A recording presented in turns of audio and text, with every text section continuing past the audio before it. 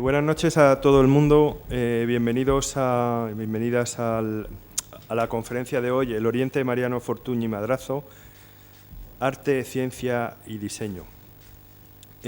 Contamos esta noche aquí o esta tarde con la presencia de Guillermo de Osma, historiador del arte, galerista y especialista en la figura de Mariano Fortuny y Madrazo, que comenzó a interesarse en la obra de este artista en 1975. También contamos con la presencia de Elvira González Asenjo, licenciada en Historia Moderna y doctora en Historia del Arte por la Universidad Complutense de Madrid. Actualmente es conservadora de la colección de indumentaria histórica del Museo del Traje, donde, entre otras colecciones, se ocupa de la colección Mariano Fortuny y Madrazo. Y también está con nosotros Claudio Zulián, es director de cine, artista, músico, escritor y productor, actor de una obra multiforme, sensible a las cuestiones sociales, pero siempre atenta a la innovación formal. Él es el... ¿No se oye? Bueno, voy a repetir. Entonces, tenemos con nosotros a Guillermo de Osma, historiador del arte, galerista y especialista en la figura de Mariano Fortuny y Madrazo. Comenzó a interesarse por la obra de este artista en 1975. También contamos con Elvira González Asenjo, licenciada en Historia Moderna y doctora en Historia del Arte por la Universidad Complutense de Madrid. Actualmente es conservadora de la colección de indumentaria histórica del Museo del Traje, donde, entre otras colecciones, se ocupa de la colección Mariano Fortuny y Madrazo. Y también Claudio Zulián es director de cine, artista, músico, escritor y productor, autor de una obra multiforme, sensible a las cuestiones sociales, pero siempre atento a la innovación formal. El acto de hoy está consagrado, dedicado a la figura de Mariano Fortuny y Madrazo. Primero habrá unas intervenciones de los ponentes y posteriormente procederemos a proyectar el documental Fortuny y la lámpara maravillosa, realizado por Claudio Zulián. Debo destacar que hoy es, yo creo que un gran día aquí en Casa Árabe, porque vamos a rendir homenaje a quien yo entiendo que es una de las figuras más importantes precisamente del diseño español y que, por otro lado, tiene connotaciones que le hacen ser una figura cosmopolita. Quienes hemos tenido la oportunidad de leer el innovador libro de Guillermo de Osma, reeditado 20 o 30 años después, 30 años si no me equivoco, cuando lo debió escribir al salir del kindergarten, pero ya vamos por la segunda edición, que hemos tenido esa oportunidad de leer este libro. Entendemos que la figura de Mariano Fortuny y Madrazo encarna un aspecto humano y humanista muy importante. Para Casa Árabe también es un lujo y un privilegio, porque en él coinciden los tres grandes vectores que articulan nuestro trabajo de cada día, que son, por un lado, los temas relativos a las relaciones internacionales, por otro lado, las cuestiones relativas al arte y la escultura visual, y por otro lado la producción, la generación de riqueza a partir de la utilización, en este caso, del diseño. Este acto cuenta también con la participación y la colaboración de la Casa Mediterráneo, nuestra casa hermana con sede en Alicante, cuya directora Almudena Muñoz se encuentra entre nosotros, y a quien saludo. Y quiero destacar que precisamente es un acto en el que la presencia de Casa Mediterráneo no solamente viene por las sinergias que mantenemos entre las dos instituciones, sino por el hecho de que gran parte de la vida y sobre todo la parte más creativa de Mariano Fortuny y Madrazo se desarrolló en Venecia. Sin más, doy la palabra a Guillermo de Osma. Muchas gracias, Eduardo. Yo creo que la palabra humanista es muy acertada. Fortuny es un caso absolutamente singular, diría yo, desde luego en la historia del arte español, y un caso bastante singular en la historia del arte europeo y occidental, donde un artista es capaz de adentrarse en campos tan diversos como pueda ser la pintura, la investigación, registra 20 y tantos patentes de inventos diversos en la Oficina Nacional de París, que incluyen desde aportaciones importantísimas a la iluminación teatral, ya desde 1901, su sistema de impresión polícroma de tejidos, su propio concepto del traje que él patenta en 1909, hasta un sistema de propulsión de barcos. O sea, realmente es un personaje renacentista que muere en 1949. Yo creo que es un personaje en España todavía profundamente desconocido, y si me permiten yo voy a hacer una especie como de rápida introducción al personaje. Yo creo que Elvira nos va a adentrar en el campo ya directamente del tejido y el textil, al que podemos volver luego, y Claudio va por libre, así que nos contará lo que a él le parezca oportuno, pero que obviamente sería interesante que quizá luego pues mantuviéramos un diálogo entre nosotros, entre la mesa y obviamente entre ustedes, ¿no? Así que bueno, aquí tenemos a Mariano ya en su etapa madura. Aquí está en su biblioteca del Santa Santorum de su Palacio Veneciano, centro de actividades de Fortuny, su torre de marfil, si pudiéramos en cierta manera, pero todo al final acaba teniendo explicaciones, ¿no? Y Mariano nace en Granada, es decir, nace ya la Granada, nace en 1871 en la ciudad de Granada. Granada en 1871 es el Oriente. No solo porque los Pirineos eran una barrera difícilmente franqueable, sobre todo culturalmente, sino porque realmente ya Despeñaperros es una barrera geográfica importantísima, y realmente todo ese sur de España en esta segunda mitad del XIX es muy oriental, y es una de las razones por las cuales su padre, Mariano Fortuny, el pintor, va a decidir de instalarse allí, aparte de que, bueno, Francia está en guerra y otra serie de razones, pero él tiene muchísimas ganas de volver un poco a este sur, a este oriente, a este África del Norte que se incrusta en nuestro país, y lo hace en 1870, él pasa allí casi 2 años, y allí es donde va a nacer nuestro Fortuny, Mariano Fortuny Madrazo. Este es un cuadro bastante famoso que está en el Prado, donde Mariano padre, que es un excelentísimo pintor, va a dejar constancia de sus 2 hijos,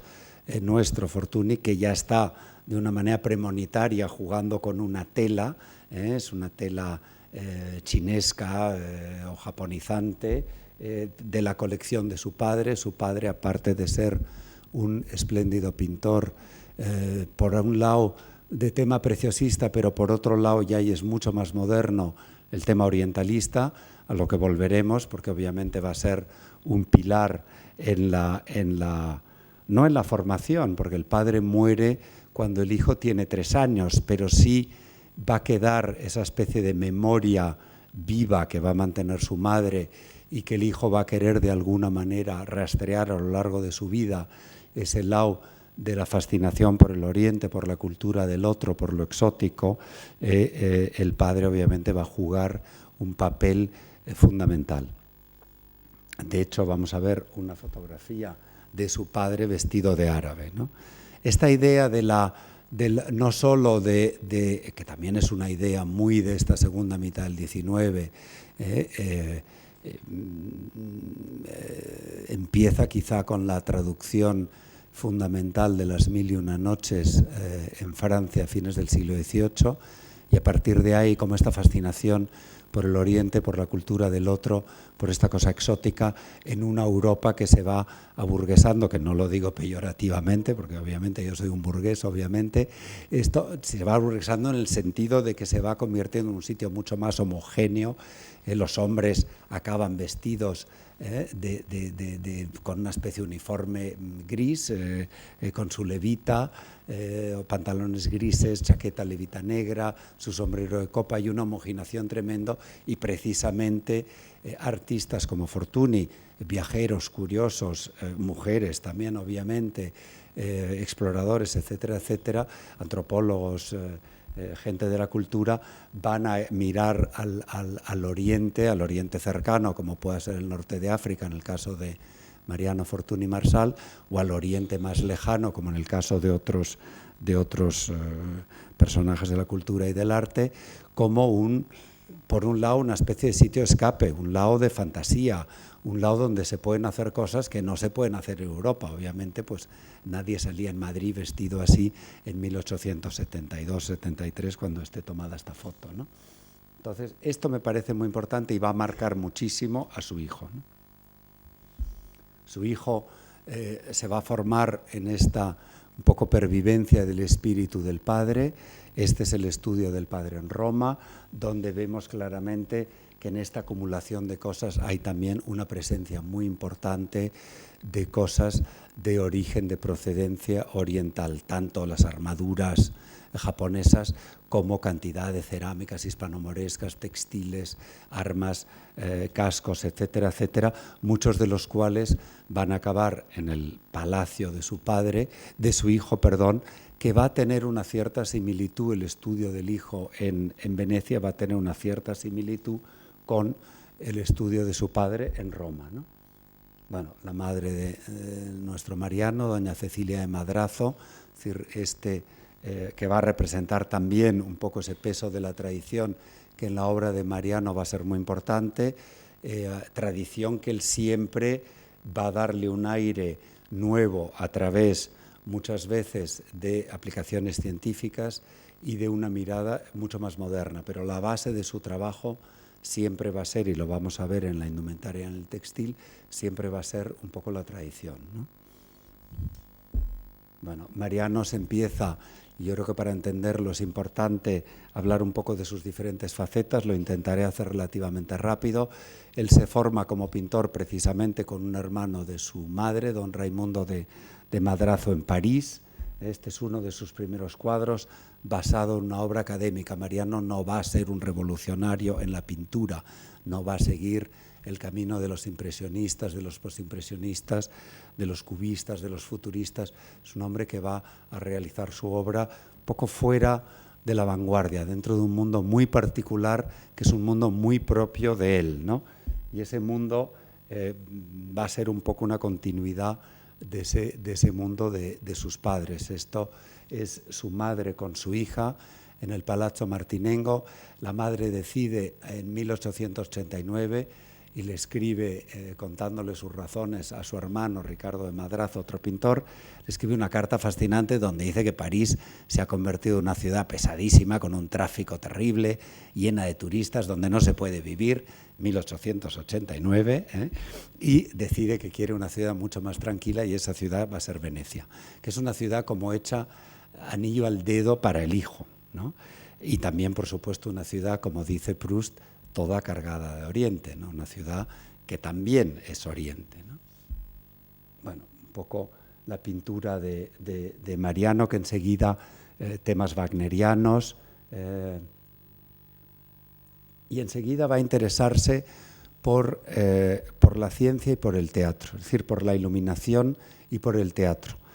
Boldini, que es el autor del retrato que hemos visto de doña Cecilia, en 1886 le lleva, Fortuny, a Mariano muy joven, le lleva al teatro a ver a esta bailarina que es Louis Fuller. Louis Fuller es una bailarina americana que revoluciona la danza, es un poco una antecesora de Isadora Duncan y de lo que va a ser realmente el ballet moderno y el ballet contemporáneo, ¿no? Ella rompe con la tradición del tutú, de la escuela clásica de ballet, y sobre todo ella se va a interesar muchísimo a la implicación de la iluminación en sus danzas. Ella muchas veces se hacía iluminar desde el suelo, y con estos movimientos, con estos trajes, esta especie de grandes túnicas, de grandes trajes, que por cierto también va a patentar como una especie de invento, pues ella crea unas apariciones extraordinarias donde la luz va a jugar un aspecto muy importante. Esto le fascina al joven Fortuny, que enseguida empieza a introducirse en lo que va a ser el mundo de la electricidad. Pensemos que Thomas Alva Edison acaba de inventar la bombilla eléctrica, con lo cual es una gran novedad. La famosa Torre Eiffel se ilumina con la luz eléctrica por primera vez a principios del siglo XX, y la luz eléctrica empieza a ocupar el espacio que había ocupado la luz de gas antes, ¿no? Y es una revolución fundamental. que Fortuny va a aplicar. Aquí seguimos en el mundo wagneriano, voy un poquito deprisa.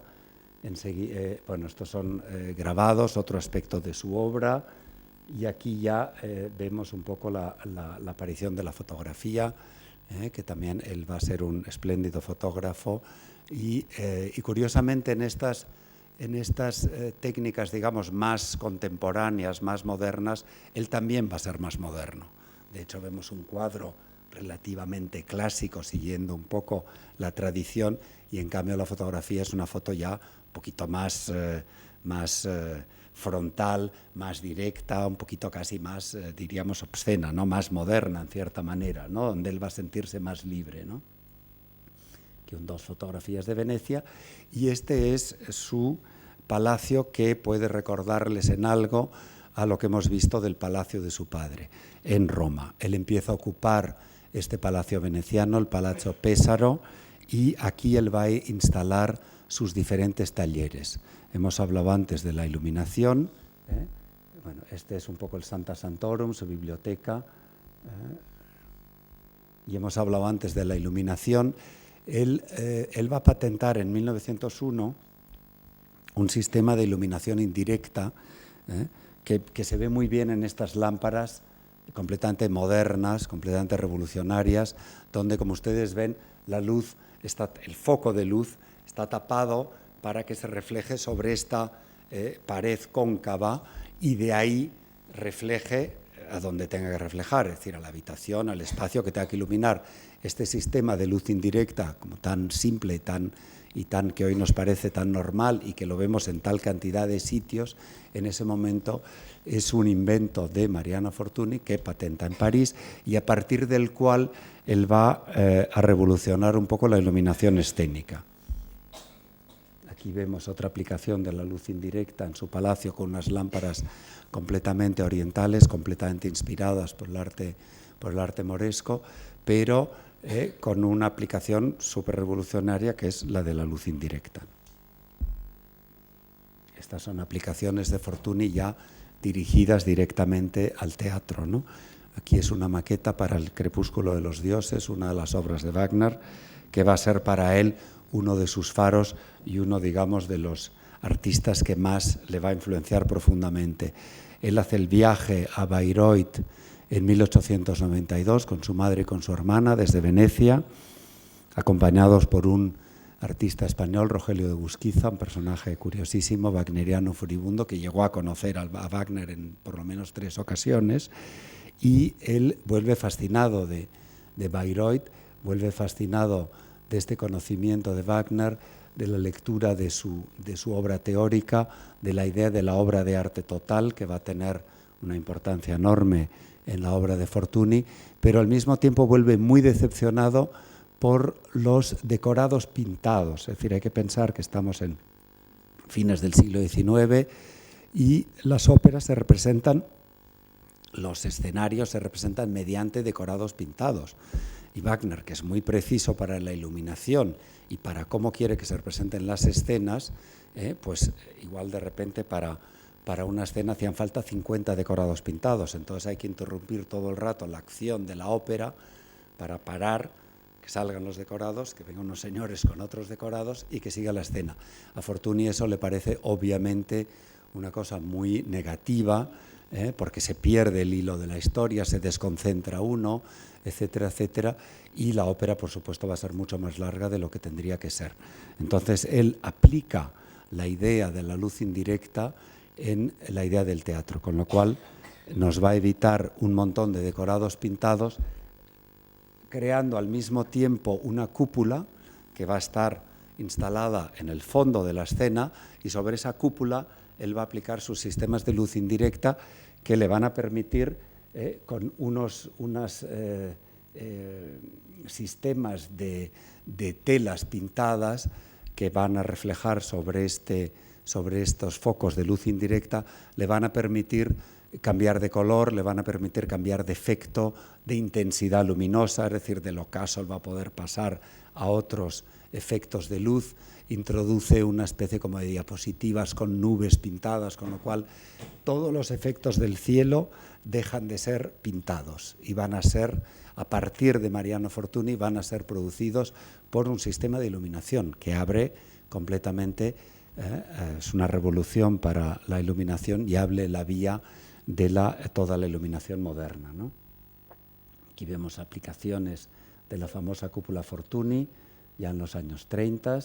y el teatro también de alguna manera le lleva a interesarse por el mundo de los trajes y de las telas. Él recibe en 1901 el encargo de D'Annunzio de que le haga por favor los decorados y los trajes para una Francesca da Rimini.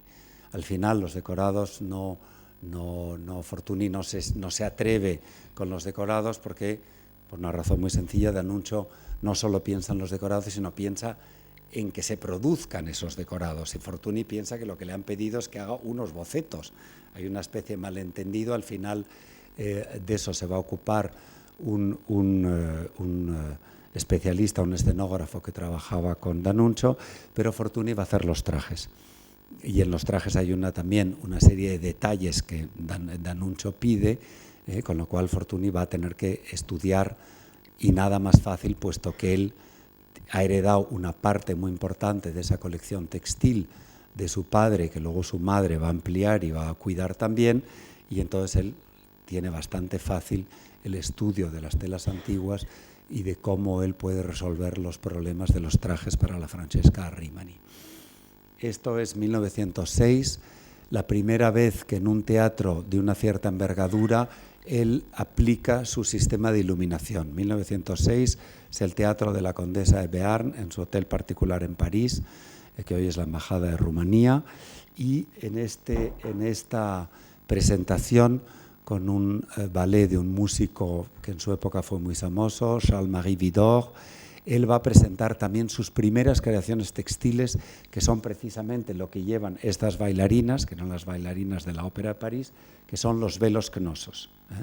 El velo cnoso es un velo, es decir, una pieza textil rectangular de seda con estampaciones, yo creo que en gran parte, y Elvira nos lo dirá mejor seguramente, con estampaciones, con bloques de madera, de motivos de inspiración del arte minoico. Es decir, Creta son el momento de las grandes excavaciones y Fortuny, que está súper al tanto de todo lo que está pasando, que recibe todo tipo de revistas, entre ellas los boletines arqueológicos, ve por primera vez las ánforas, los motivos un poco cretenses que le van a inspirar estos grandes velos, ¿no? Velos que, por cierto, claro, le es, digamos, el atuendo más sencillo de todos, ¿no? Porque el velo le permite, y para Fortuny va a ser muy importante, le va a enseñar cómo amoldar la tela al cuerpo, cómo utilizar esta tela de 4 metros, cómo drapearla, cómo amoldarla al cuerpo, cómo aplicarla al cuerpo natural de la mujer, sin los impedimentos de la moda contemporánea, ¿no? Estamos en 1906, ahí hay un detalle de una de las bailarinas y el velo cnosos de la colección del Museo del Traje de Madrid.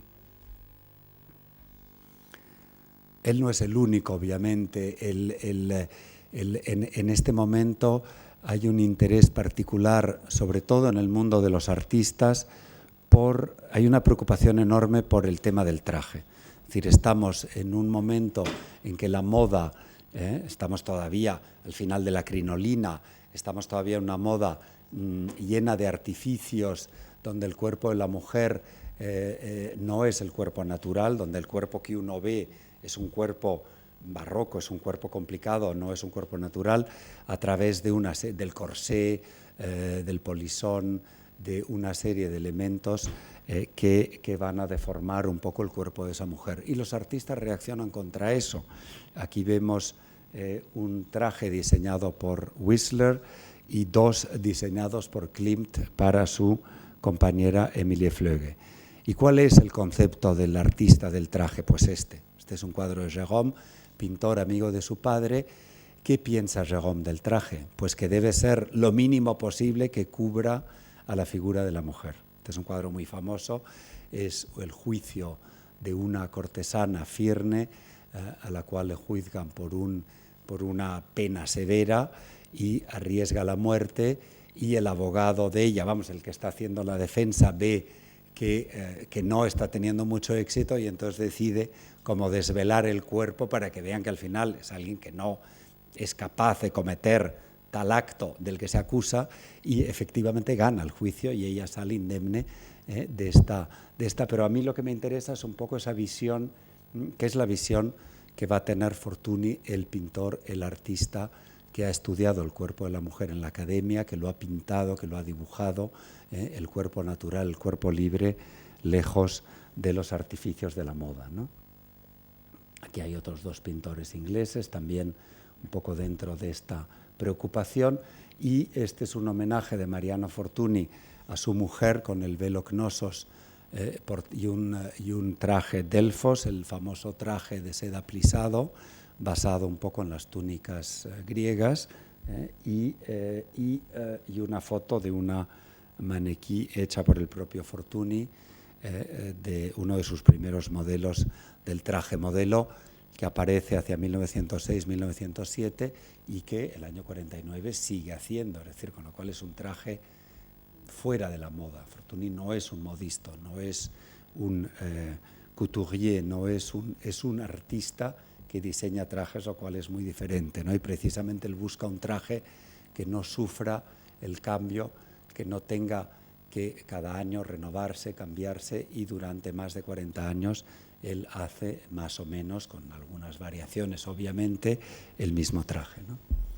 Estos son exactamente en esos años cómo iban vestidas las señoras, y esto es de día. Es decir, cómo iban de noche, pues han visto ustedes montones de cuadros y de fotos y se pueden hacer la idea, ¿no?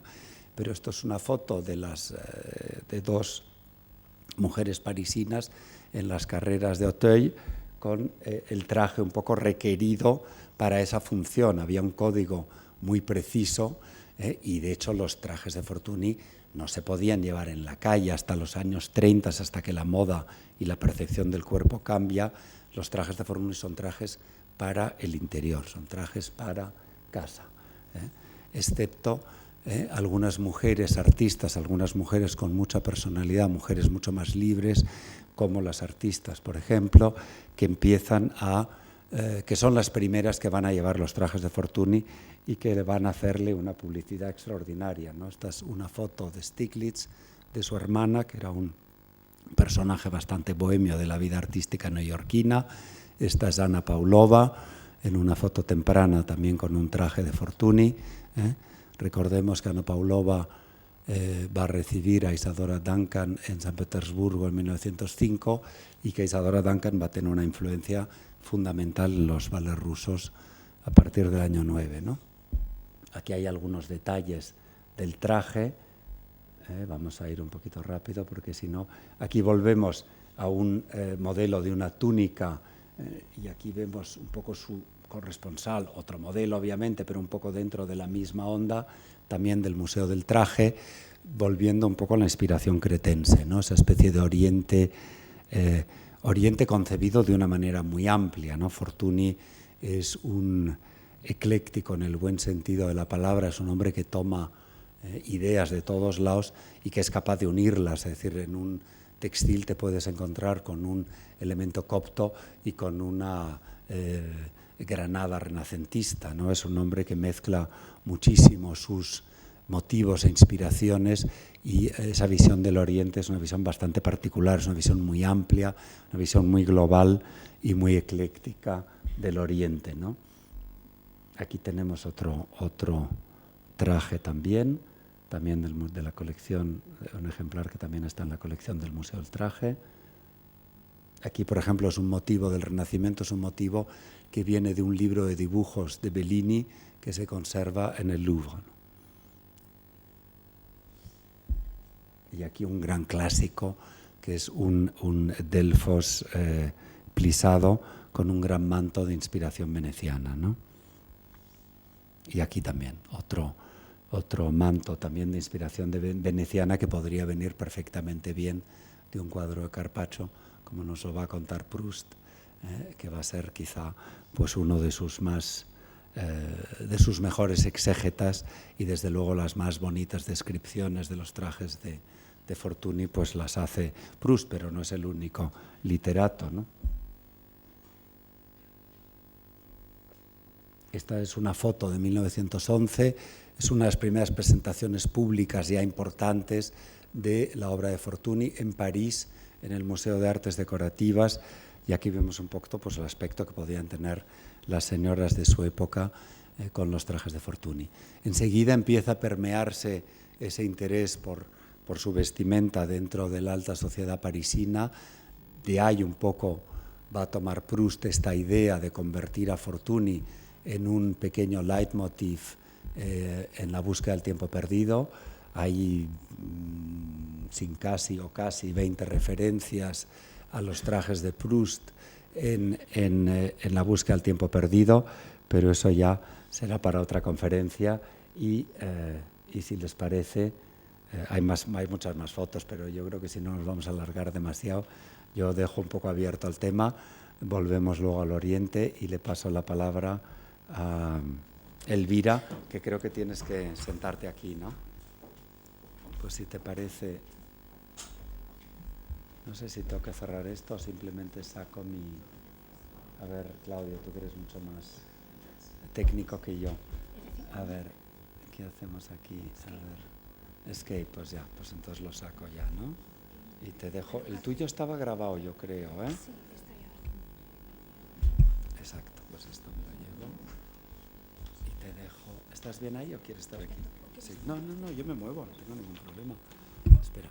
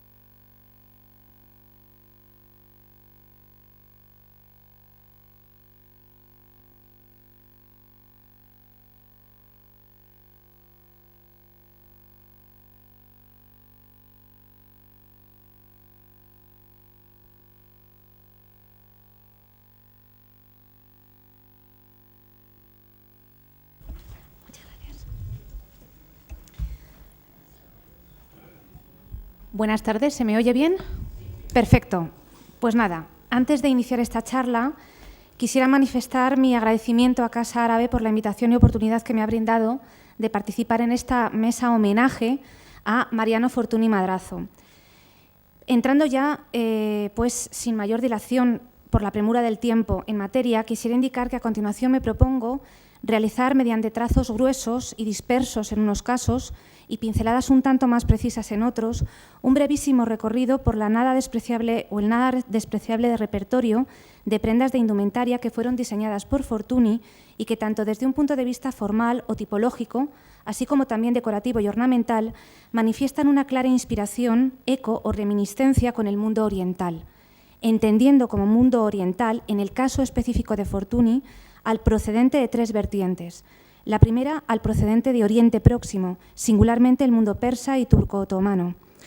En segundo lugar, al procedente del mundo africano septentrional, en particular Egipto y el norte de África, específicamente Marruecos, y finalmente en la confluencia particularísima que significa, por un lado, la España árabe o hispano-musulmana y, por otro, la Venecia, confluencia de Oriente y Occidente.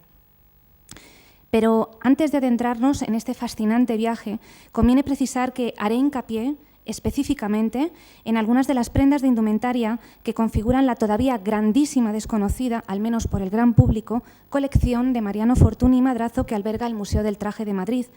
una de las colecciones públicas que tanto desde un punto de vista cuantitativo como cualitativo son, junto al Metropolitano o el Metropolitan de Nueva York, una de las más importantes del mundo en su género.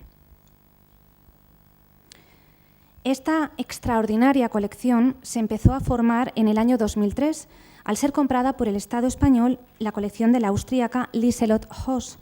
a través de una dación en pago de impuestos realizada por la empresa Inditex. Con ello fue posible no solo realizar un reconocimiento, aunque algo tardío, a la figura de este grandísimo artista, sino también subsanar la importante carencia de piezas de indumentaria y textiles del polifacético y genial Mariano Fortuny en las colecciones y museos españoles hasta entonces. El conjunto adquirido a Lieselot Hoss fue formada por ella misma a partir de la década de los años 50, que es cuando forjó una estrechísima amistad con Henriette Nigrin, viuda de Fortuny y fiel custodia tanto de su pensamiento como de su obra. Esta colección, la del Museo del Traje, está integrada por un extraordinario conjunto de 470 piezas que incluye las creaciones más representativas realizadas por Fortuny, es decir, confeccionadas, diseñadas y pergeñadas por el propio Fortuny. Dentro de ese contingente, 88 son prendas de indumentaria, en las que haré una selección y una recopilación en esta exposición, y también, junto a ellas, 144 fragmentos de telas, todas ellas originales también de Fortuny. Pero además, el resto de la colección está compuesta de una serie de piezas, tanto de indumentaria como de tejidos, pero históricos antiguos, de diversas épocas, estilos y también de procedencias, no solamente del Medio Oriente, sino también de Europa y de Asia, que formaban parte de la rica colección que había iniciado sus padres, especialmente Mariano Fortuny y Marsal, y también doña Cecilia de Madrazo y Garreta, y que luego él mismo continuaría, y que toda ella constituye, qué duda cabe, una fuente directa de inspiración fundamental para sus propias creaciones y diseños, puesto que Fortuny, como historicista que es, estudia y analiza la aportación artística de cada cultura, escogiendo las formas, los motivos, decoraciones o elementos que considera más elegantes, sofisticados o simplemente apropiados para cada pieza. Todo ello con la singularidad o especificidad de que se trata de un acto creativo en el caso de Fortuny, puesto que no es una copia literal, lo reinterpreta, lo reelabora y lo transforma completamente, creando una auténtica obra de arte con una personalidad que confiere a cada uno de sus textiles, que le hacen plenamente identificable, como vamos a ir comprobando en esta charla de hoy. Además, junto a esta importante colección de Lieselot Hoss, posteriores adquisiciones han continuado enriqueciendo los fondos de Mariano Fortuny del Museo del Traje, especialmente en el año 2008, en que se compraron distintas piezas de indumentaria, así como complementos y, sobre todo, un importante conjunto de revestimientos y paramentos textiles para la decoración de casas nobles, que era otra de las facetas que desarrolló Fortuny en el campo del textil. Y luego no me resisto a hacer una pequeña cuña porque este mismo año estamos muy satisfechos porque hemos podido adquirir dos bellísimos delfos, su pieza más mítica y universal, que fueron comprados por Charles Chaplin para que vistiese su Ona Chaplin y que también lució su hija Geraldine Chaplin, que es la imagen que tenemos a continuación.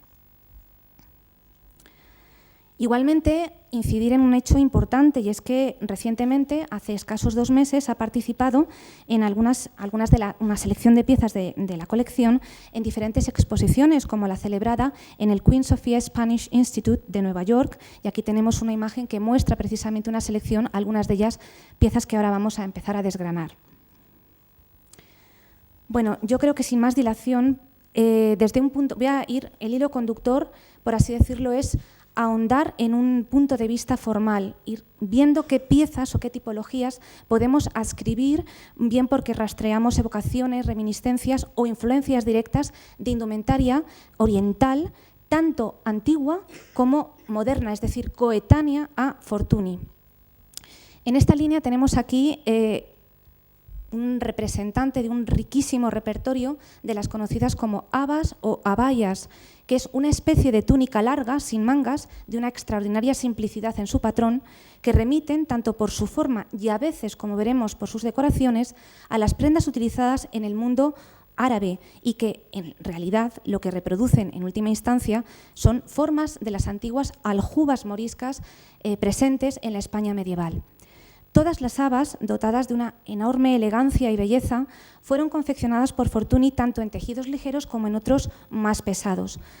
Presentan decoración estampada o estarcida, tanto en plateado como en dorado, y con recurrentes motivos que nos permiten realizar un evocador recorrido visual por muchas y diferentes culturas y épocas históricas, desde el mundo helenístico hasta la persa safavi. Por ejemplo, aquí tenemos esta bellísima haba abierta con un elenco de motivos geométricos estarcidos en oro, inspirados probablemente en las lacerías de la Alhambra de su Granada natal, presente tanto en la parte delantera como sobre todo en la abertura o en la espalda, concentrándose en un eje central con una serie de motivos geométricos formando 3 cuadrantes en plata y oro de una elegancia exquisita.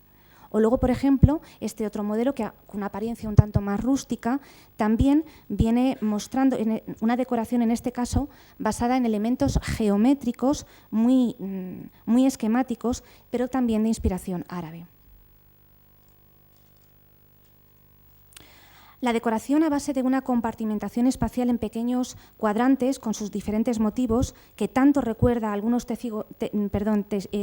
hispano-musulmanes del periodo almohade, esto es, del siglo XIII y del siglo XIV, están presentes también en algunos textiles que fueron empleados por Fortuny o confeccionados como tal, como colgaduras, como por ejemplo la que tienen aquí en pantalla, donde aparecen roleos de estilo oriental con una serie de inscripciones cúficas en el interior, estarcidas también, con una intencionalidad, eso sí, no tanto religiosa o histórica, que va, simplemente es meramente decorativa. Por la belleza que tiene la propia caligrafía, es un motivo que ha seleccionado precisamente Fortuny.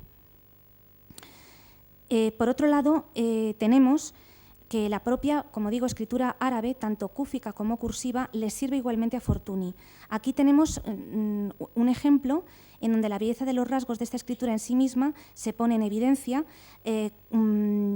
aunque tenemos otra serie de ejemplos, en los que trata,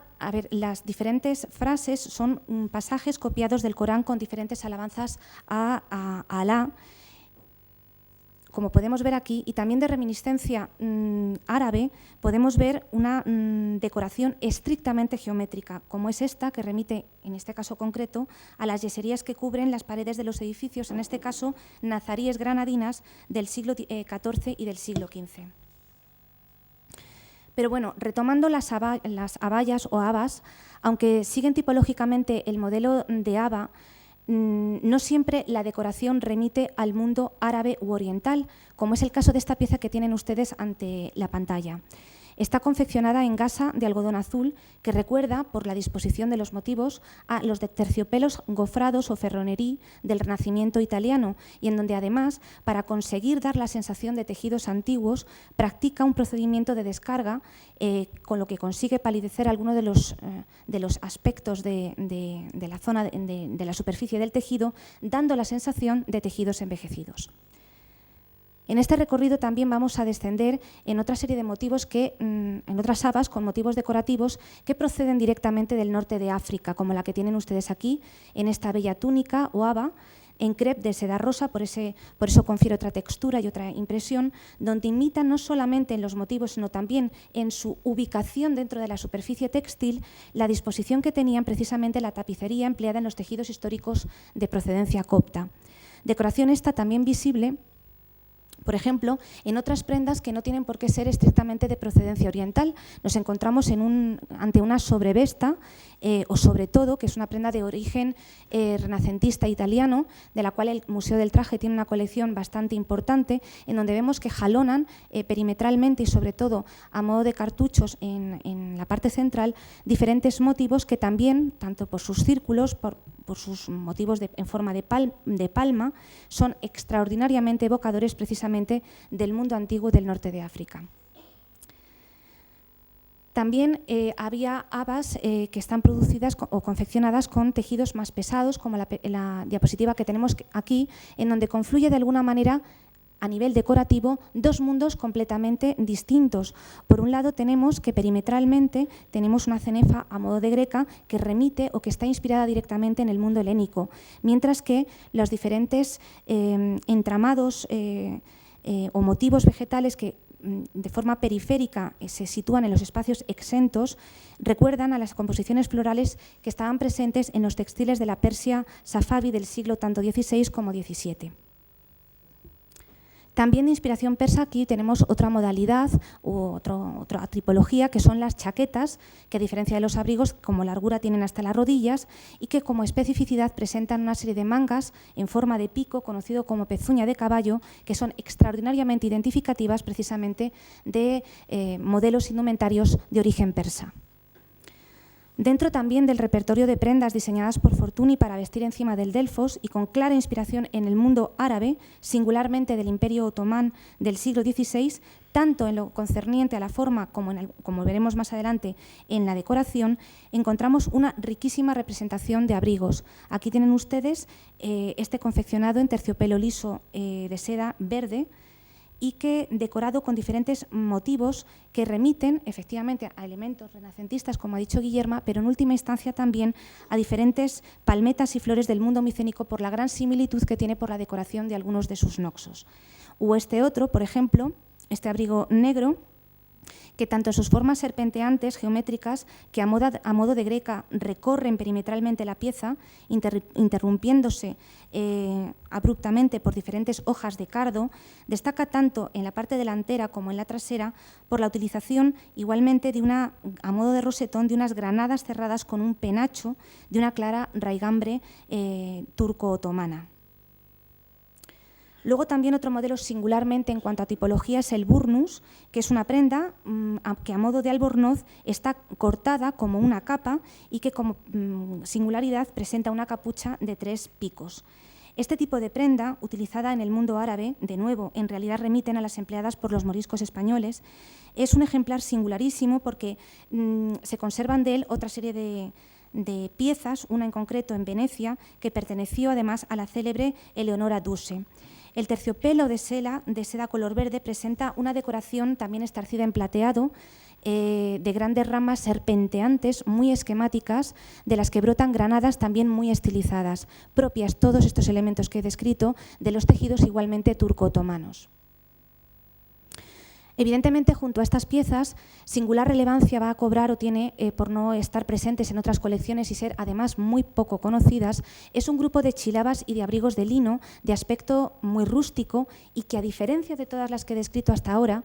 son un claro trasunto de la indumentaria del norte de África, coetánea al artista y con la que él mismo se vistió en alguna ocasión, como evidencia la fotografía de 1936, Fortuny en su estudio, vistiendo chilaba y turbante, del Museo Fortuny de Venecia. Aunque en el caso de estas prendas que fueron creadas por Fortuny, siempre estuvieron dotadas de una serie de elementos, de una manera técnica de realizarlas, que remiten indefectiblemente al mundo fortuniano. Junto a estas piezas, en la rica colección del Museo del Traje, aquí he hecho una brevísima selección, también encontramos otros diseños de Fortuny en donde, jugando con las tipologías orientales, reinventa y crea modelos nuevos como los que pueden apreciar aquí. para dar tiempo también a que Claudio pueda exponer su punto de vista, simplemente para concluir, quiero decir que, como muy sintomático, es que en 1925 Mariano Fortuny y Madrazo, de viaje por España, visitó diversas ciudades, tales como Barcelona, su Granada natal, y también Madrid. En esta última, en la Villa y Corte, se estaba inaugurando en ese mismo año la exposición El traje regional e histórico en el Palacio de Bibliotecas y Museos, es decir, la sede de la actual Biblioteca Nacional y también el Museo Arqueológico Nacional. Pues bien, esta exposición celebrada allí, con el tiempo constituiría lo que es el núcleo y el germen de lo que hoy por hoy es el Museo del Traje. Precisamente, además, una de las salas de esta exposición de 1925 estuvo iluminada con sus célebres lámparas Fortuny. Hoy en día, el Museo del Traje está igualmente iluminado, pero en esta ocasión con una extraordinaria colección que testimonia su aportación en la historia del arte, con sus diseños y creaciones en el campo de la indumentaria y textiles. Muchas gracias.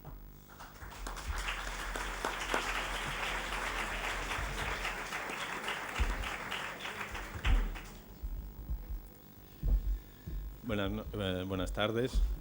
Quiero agradecer a Casa Árabe la oportunidad de estar aquí y no solo de hablar, sino además de poder mostrar la película que nació de mi curiosidad, de mi interés por Fortuny y además que le debe mucho, entre otras personas, a Guillermo, que está aquí con nosotros y que volveréis a ver en la película. Yo voy a apuntar solamente un par de cosas, porque ya de lo que es la figura de Fortuny creo que ya ha habido una glosa suficiente hasta ahora, que es, yo diría que mi interés por Fortuny empezó de alguna manera al revés, empezó por el final, empezó por el Fortuny de hoy, El Fortuny que podemos ver y que yo encontré incluso un poco por azar en internet, encontré sus lámparas en lugares donde no me lo esperaba, en lugares del Oriente actual, como elementos de una decoración que quería ser oriental. Entonces, esto me llamó mucho la atención. Pensé, qué extraña vuelta, ¿no? Un artista,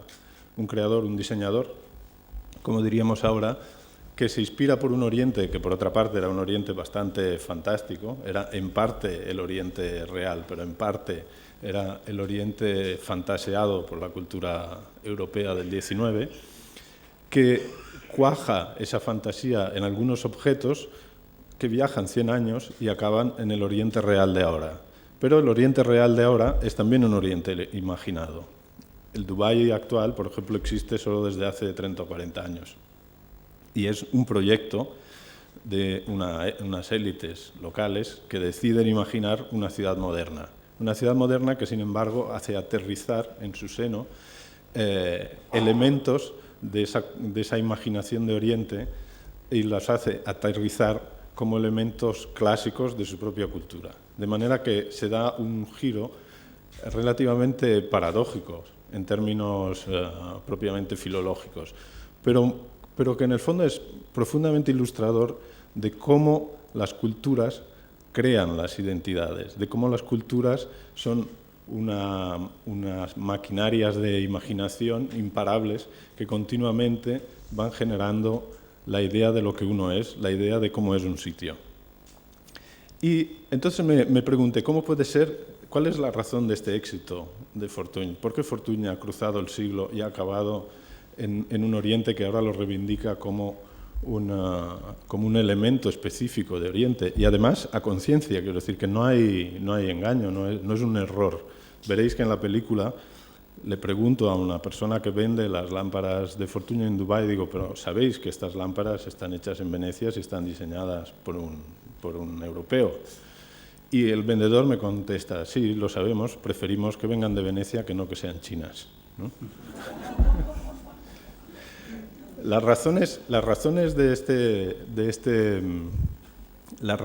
concretas, el porqué de este trasiego de signos en el interiorismo, nos las explican algunos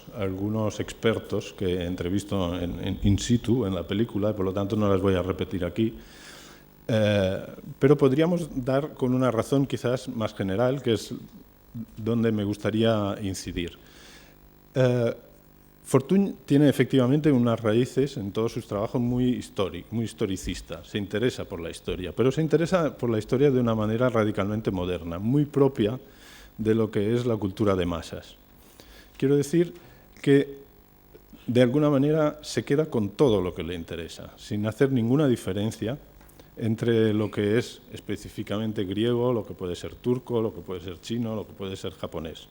A él le interesan los motivos, le interesa la capacidad de esos motivos de generar placer en los sentidos, de estructurar un vestido, de estructurar la apariencia de una lámpara, de estructurar eventualmente el espacio a través del estampado en los tejidos, pero no le importa una historicidad filológicamente rigurosa. Y tiene toda la razón, porque Fortuny vive justamente el nacimiento de la cultura de masas. Justo en esos años es, diría, incluso uno de los actores de ese nacimiento, a través de sus múltiples actividades que cubren, desde el espectáculo al interiorismo, todo ese rango de intervención que luego es propio del diseño y que justamente junta piezas de nuestra experiencia cotidiana que hasta finales del XIX no estaban juntadas, ¿no? La idea de lo escenográfico y de lo interiorismo como escenográfico dentro de las casas burgueses, etcétera, etcétera, todo esto son cosas cuya expansión es una característica de la cultura del comienzo del siglo XX, el final del XIX y el comienzo del siglo XX. La cultura de masas opera una operación paradójica respecto a estas herencias históricas que tenemos, que se va fraguando a lo largo de todo el XIX. Se queda con ellas, pero las hace revivir, las toma como actuales. Quiero decir que, por un lado, las separa de su contexto y de alguna manera no le importa ni el lugar ni el significado que tuvieron, no le importa si fueron elementos religiosos, por ejemplo, si fueron signos de cierta religiosidad o si fueron, en cambio, signos de una cierta socialidad ligada a ciertas clases sociales. Todo eso le da exactamente igual. Ve todo eso como un gran repertorio mundial en el que se puede pescar de manera indiscriminada para generar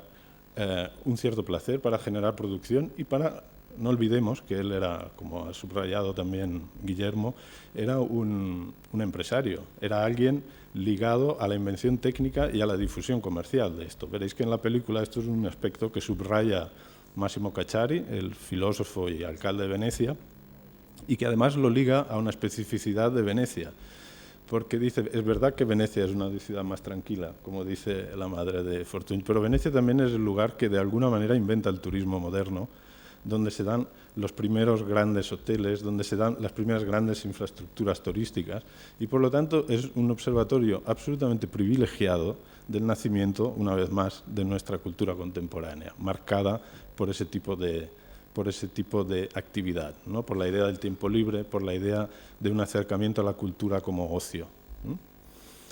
En todo esto, Fortuny entra y nos muestra las posibilidades que tiene a través de las repeticiones de los motivos, etcétera, etcétera. Y yo creo que encarna de una manera absolutamente ejemplar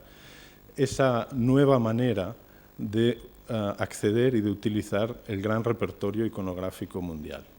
que es una manera que, por una parte, nos separa de nuestro pasado. El pasado se vuelve relativamente desconocido, justamente porque es troceado y puesto en circulación de otra manera, pero en cambio lo trae al presente y lo arraiga, lo hace vivo, lo hace posible ahora mismo. De pronto, digamos, los motivos minoicos del Knossos, el corte del Delfos, todos los motivos turcos, renacentistas y japoneses y chinos que podemos encontrar en sus telas, dejan de ser un asunto de museo y se vuelven un asunto de nuestra experiencia cotidiana a través del interiorismo, a través del traje, a través del intercambio de signos en nuestra sociedad actual. Apreciado en Estados Unidos, donde el gusto de las élites tiene menos importancia respecto al gusto general del público, y que incluso en los momentos en que él personalmente está más olvidado, en Estados Unidos siguen haciéndole caso, siguen comerciando, comprando sus telas, etcétera, etcétera. Cuando acaba la gran hegemonía del racionalismo, al final de los 70, principios de los 80, Fortuny vuelve a aparecer como una figura premonitoria, ¿no?, con la posmodernidad. En esto creo que tú lo dices, ¿no?, en algún lugar. Fortuny es como un precursor del posmodernismo, justamente por esa capacidad de mezclar, de juntar piezas que vienen de todas partes sin hacer caso de ello. En este sentido, el evidente signo histórico que hay en sus tejidos y en sus creaciones, y en concreto en sus lámparas, que es de lo que he usado yo en el documental como hilo conductor, remite a un pasado, pero no sabemos bien cuál, ¿no? Es un pasado genérico, es un pasado que podríamos decir de la humanidad, ¿no? La humanidad ha tenido un pasado. Y justamente por esa no excesiva definición, todo el mundo puede encontrar su razón de asumir eso como un pasado. ¿Qué es lo que pasa con las lámparas? Las lámparas aterrizan en el Oriente actual porque pueden representar un pasado, aunque realmente ni esas lámparas han existido nunca de esa manera, ni siquiera los motivos que hay pintados en las lámparas son todos orientales, algunos son griegos, ¿no? Pero